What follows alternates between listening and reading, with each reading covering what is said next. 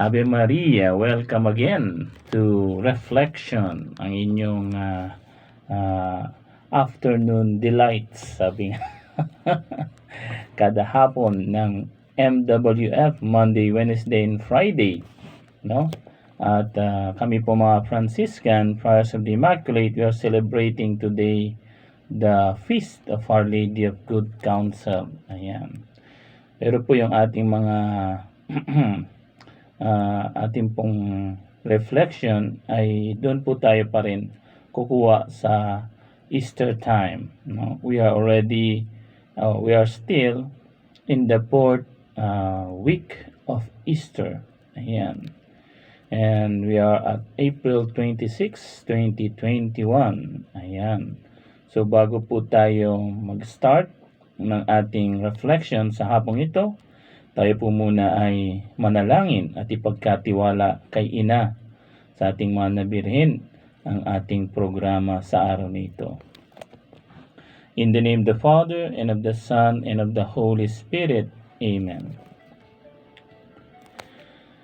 Hail Mary, full of grace, the Lord is with you.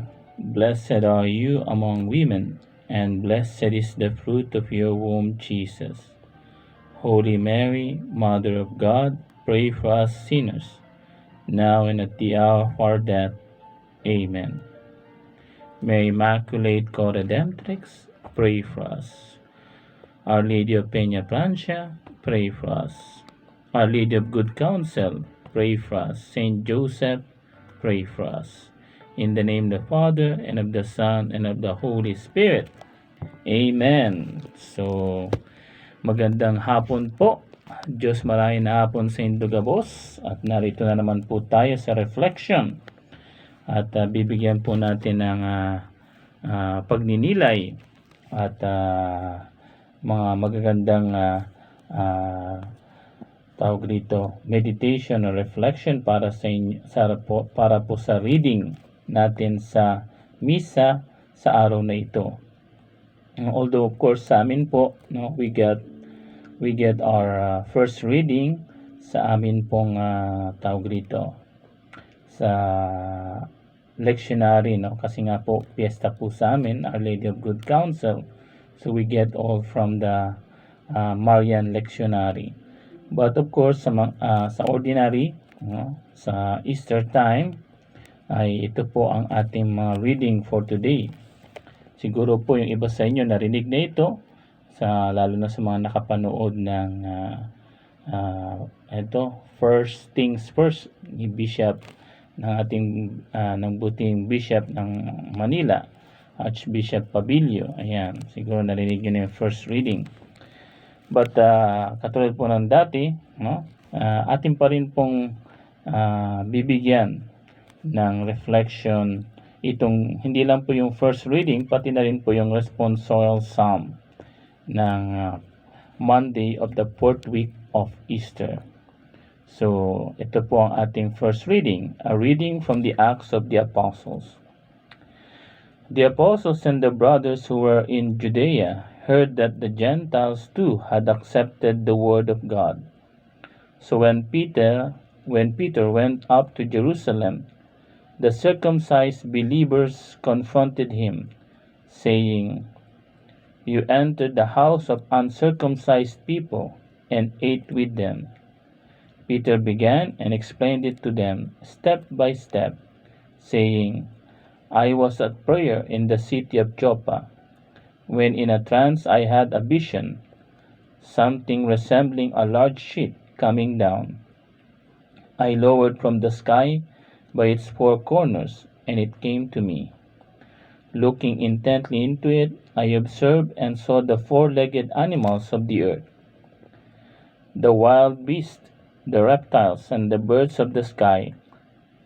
I also heard a voice say to me, 'Get up, Peter, slaughter and eat.' But I said, 'Certainly not, sir, because nothing profane or unclean has ever entered my mouth.' But a second time a voice from heaven answered, 'What God has made clean, you are not to call profane.' This happened 3 times, and then everything was drawn up again into the sky. Just then 3 men appeared at the house where we were, who had been sent to me from Caesarea. The Spirit told me to accompany them without discriminating. These 6 brothers also went with me, and we entered the man's house. He related to us how he had seen the angel standing in his house, saying, "Send someone to Joppa and summon Simon, who is called Peter, who will speak words to you, by which you and all your household will be saved." As I began to speak, the Holy Spirit fell upon them as it had upon us at the beginning. And I remembered the word of the Lord, how he had said, "John baptized with water, but you will be baptized with the Holy Spirit." If then God gave them the same gift he gave to us, when we came to believe in the Lord Jesus Christ, who was I to be able to hinder God? When they heard this, they stopped objecting and glorified God, saying, "God has then granted life-giving repentance to the Gentiles too." The word of the Lord. Thanks be to God. Ayan po. So, alam niyo po, mga brothers and sisters, ang ating mga kapanalig na nakikinig ngayon, no, bago po ang lahat, of course, pinasasalamatan natin ang PSA Bicol, ayan, no, nandyan pa po sa ating St. Maximilian Hall para sa National ID, no? At of course, salamat po sa kanila, sa lahat ng mga ayan, made it possible, no, sa ating mga kapatid na makapag pa-registered para sa National ID. So anyway, alam niyo po sa first reading po natin, napakaganda itong part regarding dun sa vision ni Saint Peter, no? Itong di ba, pinakita sa kanya yung mga animals, no? At hindi lang 'yon, no? Sinabihan siya ng boses na galing sa langit, no? Sabi sa kanya, "Tumayo ka, magkatay." Sa Tagalog, magkatay, hindi lang pumatay, no? Sa translation ni ni Bishop kanina, pumatay, pero sa literal translation sa aming mga Tagalog, no? Ang pag sinabi mong pumatay ka ng hayop, tawag dong katay, no? Katayin, ayan, katayin, no? When you talk about animals, ang tawag sa pagpatay sa isang hayop ay pagkatay, no? Katayin mo 'yan, no? Hindi pagpatay, kasi pagpatay is more on sa person, sa isang tao, no?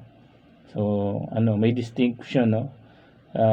Iba yung pagpatay sa pagkatay, no? Hindi mo pwedeng sabihin, "Kinatay ko si brother," o "Kinatay ko si sister." Hindi, no? O minsan ginagamit yun sa dyaryo, no? Minsan ginagamit yan sa dyaryo para maging sensational, no? Yan, para maging sensational yung yung balita. Ginagamit nila yung word na katay, pero in itself, pag ginamit mo yung katay sa isang person, that's already a violation to the word itself, no?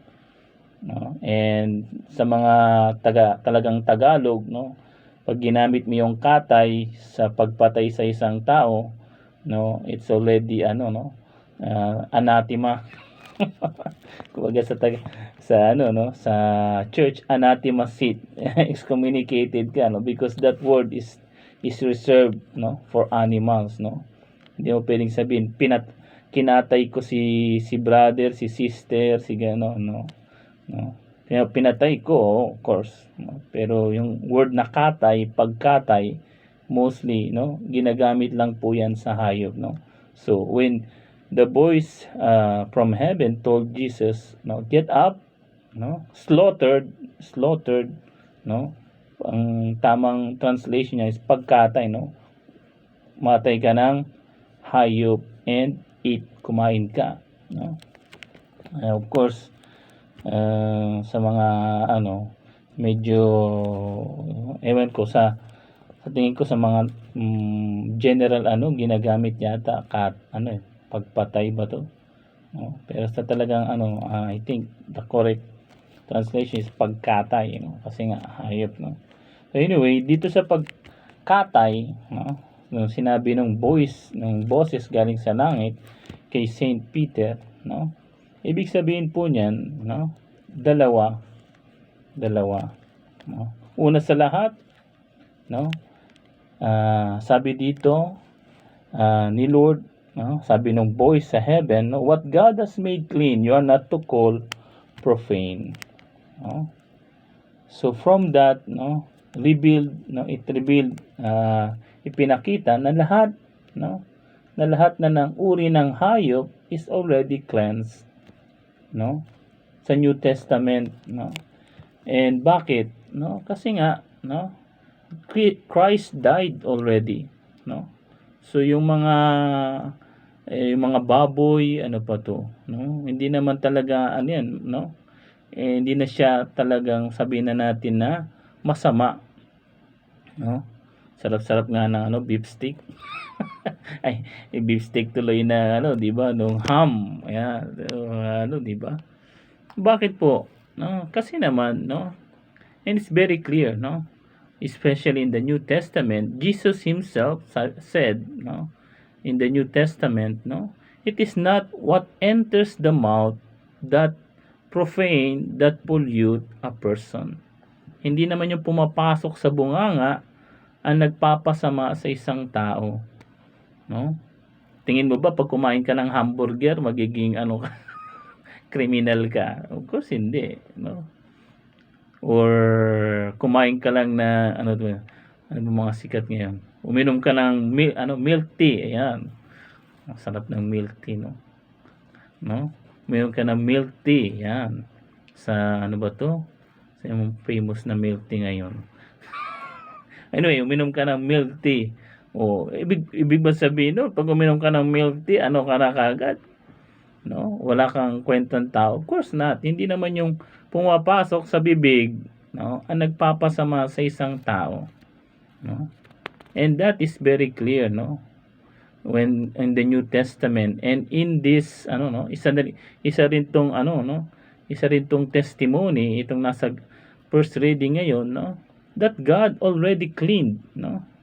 Kaya na yung mga kapatid natin na sa ibang relihiyon na na hindi kumakain ng baboy o masama daw yung diniguan, no, sarap nga ng diniguan lalo dito sa Bicol, no, may pa yun, no, may gata yung diniguan, wow.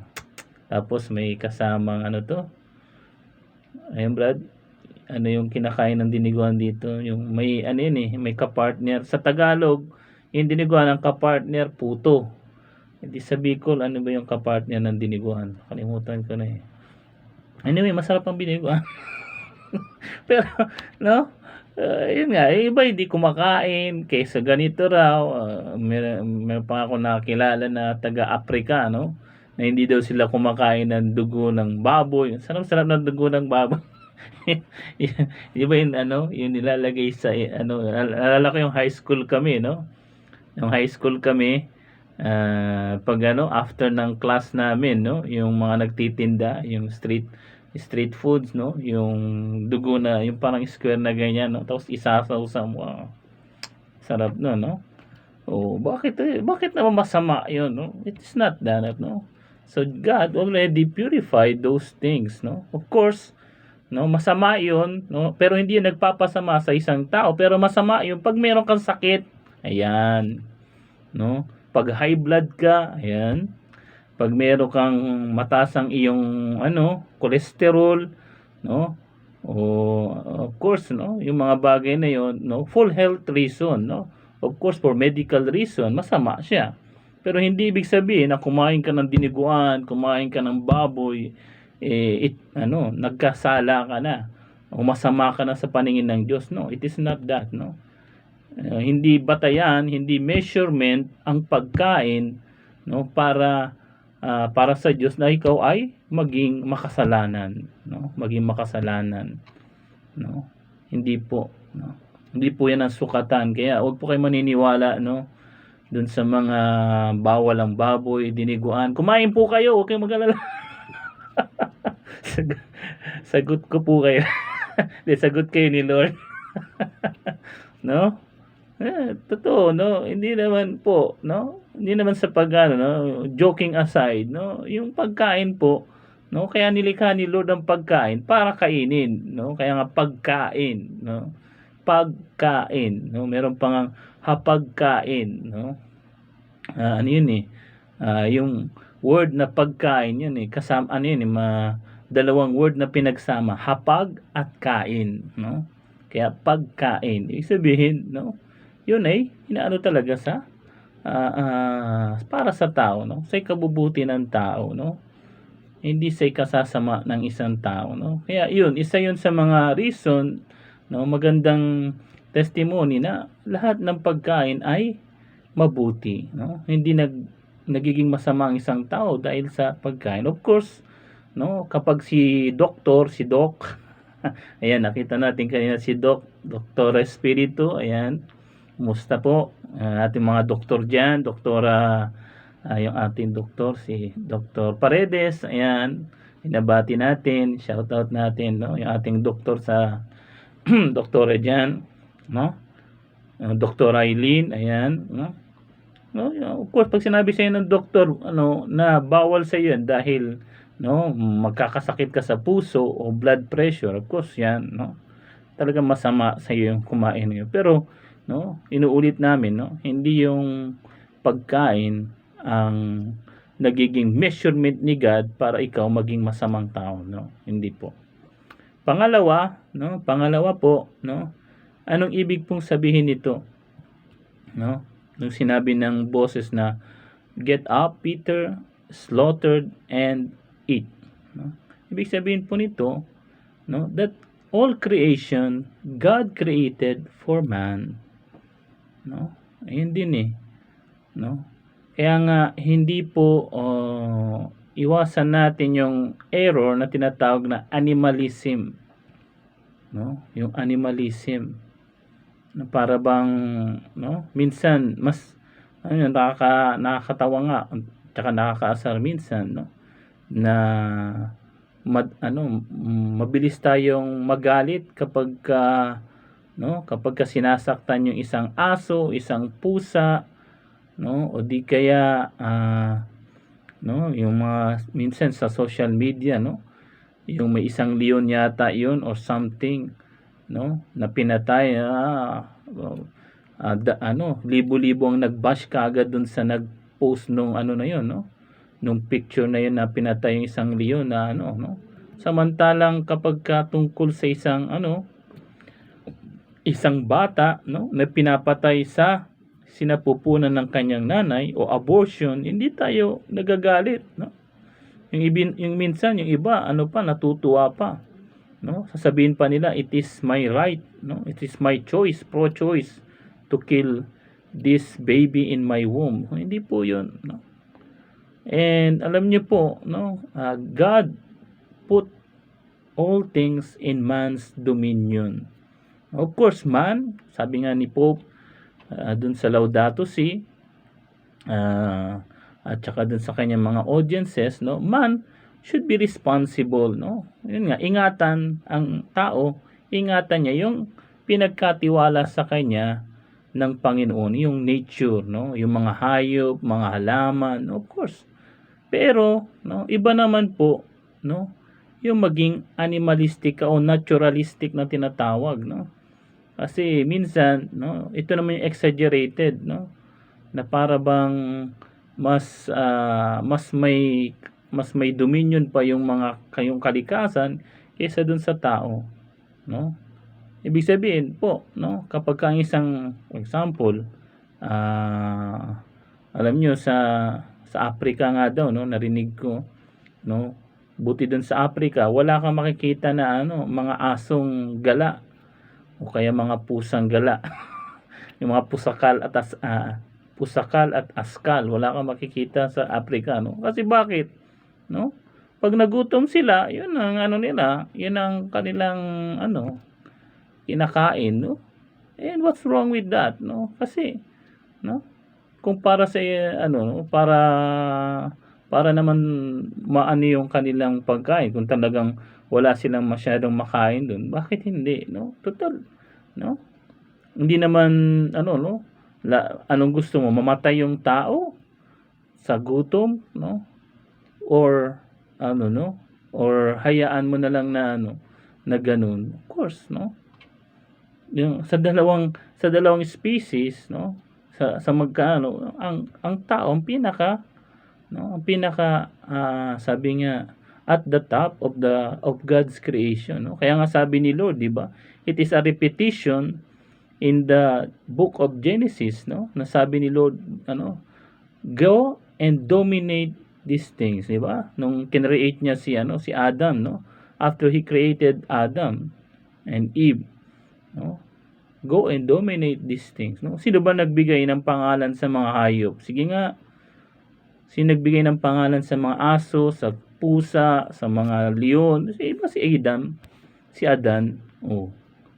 Ibig sabihin, no? Adam has the right, no? Kung talagang ano, time na ano, no, kailangan talaga na ano ng tao para sa ikaliligtas, no? Of course, he can kill those animals, no? For the good of for the good of man, no? Hindi tayo katulad ng mga ano, no? At alam niyo nakakaasar din, no? Kasi one time itong mga animalist na to, no, yung sa kanilang nakita ko minsan dun sa kanilang website or dun sa kanilang magazine, no, pinapublish nila, no, hindi sila nahihiya, no. Sabi nila, ano, nakalagay doon, nakapost doon, sabi nila, ano, save nature, kill yourself. Kita mo? Save nature, kill yourself. Nakalagay doon, no. Para daw iligtas ang kalikasan, iligtas yung mga nature, no? Kailangan magpakamatay ka, mag-suicide ka. Gawin mo 'yan, no? Yan yung ano, no? Yan yung ano, consequences nitong mga animalistic ano, no? Tendencies itong mga ano, no? Yung sobrang pagmamahal sa hayop, no? Of course, kailangan nating hindi ko sinasabi na wag nating mahalin si Buslog, si Achiko. Sino ba 'yan? Si Puchi Puchi at saka si Jeers, no? Yung aming mga aso, yan po yung mga pangalan ng aming aso dito, no? Ayan, si Jeers, si Jiro, ayan, si Jeers, yan yung ano niya, palayaw niya. Pangalan niya talaga Jiro. Ayan, si Jiro. And then, yan si Achiko. Ayan, si Buslog, si Puchi Puchi, ayan, no? Of course, kailangan nating pakainin sila, no? Alagaan sila, no? Pero hindi natin dapat exaggerate, no? Kita mo nga, no? Lalo na sa mga European nations, no? At one time na-share ko na nga sa homily, no? Yung isa naming friar, no, na during recreation nila nagpunta sila sa park, no, sa sobrang tuwa niya may nakita siya yung parang, di ba, yung ano, no, yung parang baby cart na tawag, no, yung parang para sa mga baby, no. So gusto niya ano, no, kasi mabait man yung babae, no, na nakilala nila. So sabi niya, pwede ko ba makita yung baby mo? Oh, sige, no. And then pag bukas niya, no, alam niyo, tumambad sa kanya doon sa baby cart, hindi baby kundi aso, no, aso daw, no. Nagulat siya, no. Ay, akala ko baby, ano pala ang laman, tuta pala, no. So what does it mean, no? Hindi naman, of course, no, pero minsan, no, o madalas, no, yung mga nasa especially tinatawag na first world countries, no, mas gusto pa nila yung aso o pusa, no, kaysa sa tao, no. Kaya nga ang nangyayari, no, yung demographic statistic nila, no, Lalo ngayon, naku po, no? So, hindi na sila nagpo-produce ng mga bata, no? Mostly kahit mag-asawa, isa lang, no? Mas marami na para sa kanila isang bata, isang anak lang, marami na sa kanila 'yon. So ngayon pa na may pandemic, so na-reduce, no? Reduce yung kanilang population. Then what will happen, no? Wala rin silang sa isang year siguro o wala pa sa kalahati yung mga ipinapanganak, no? At alam nyo, mas marami pa yung funeral kaysa sa baptism. No? hindi naman po sa no, nung when I was there, no, in Italy, no, as a vice parish priest, no, vicar, no. Alam niyo po, sa isang linggo, nakakaisa, apat o limang o apat o tatlong funeral, apat o tatlong funeral sa isang linggo lang yan, no? And no, sa isang for even 1 year walang baptism, no? O sa sa 1 year isang baptism lang, isang binyag lang, no? Ibig sabihin isa lang yung pinapanganak sa isang taon minsan doon sa part na yun, hindi, of course hindi sa buong sa buong Italy, no? Doon lang sa part na yun. So i-times mo, no? Kung sa ibang part ganun din, so ilan lang ang ipinapanganak, no? So mas marami pang nagagadan, sabi nga sa Bicol, namamatay kaysa sa ipinapanganak. And no, mas binibigyan pa ng priority minsan itong mga aso, pusa, no? Meron nga kaming kumbento doon na no, na malapit doon sa sementeryo ng mga hayop, no? Kita mo may sementeryo pa yung mga hayop, no? Then meron pa silang parang mga hotel ba to, no? So, no, yung pagmamahal natin sa hayop, no, minsan no, ilagay din natin sa lugar, no? Minsan no, sako-sakong dog food, ayan, no, sako-sakong dog food binibili, no? Samantalang no, hindi makapag-donate sa simbahan, hindi makatulong kay father sa parokya, no, hindi tulong sa kanyang kapwa, no, pero sako-sakong pagkain para lang sa aso, sa pusa, no? So, ano yun, no? Parang no, yung magpakain ng minsan no, na na tawag ito, ang kuripot pa magbigay sa mga sa mga may nangangailangan, no? Pero pagdating sa mga aso, sa pusa, naku po, no, gagastos ng malaki para lang sa mga yan, no? Hindi po, no? God put us no, in kaya nga si God, no, he became man, hindi siya naging aso, no? Jesus, the second person of the Holy Trinity, became man, no? Hindi siya naging hayop, no? Kasi man is important, no? Man is, sabi nga, opus Dei, is the work of God, no? He is the center of creation, no? Sabi nga, microcosmo, no? So yun po, no, mas bigyan natin ng halaga yung tao kaysa sa mga hayop, no? Of course, hindi ko I repeat, no, hindi ko ibig sabihin maging malupit tayo sa mga aso, no? Hindi naman yun. That's another exaggeration, no? Of course, kailangan din nating mag-alaga ng hayop, no? Pero wag naman sa point na mas mas minamahal pa natin yung hayop kaysa sa tao, no? Wag po, no? And that is yun yung isa sa mga magandang meaning nitong vision ni Saint Peter, no? Yung that all food is clean, no? All animals is clean, at the same time that man is above all creation that God gave, no? Man has dominion over all creation, no? And he has responsible, no? He's responsible for that, no? Of course, no? kailangan din ng tao na maging responsible sa kanyang kapaligiran, no? Sabi nga, wala ka bang napapansin sa iyong mga kapaligiran, no? So, yan po yung no? Sa ating first reading for today, no? Kaya nga, no? Sa New Testament, no? Really, God died for all creation.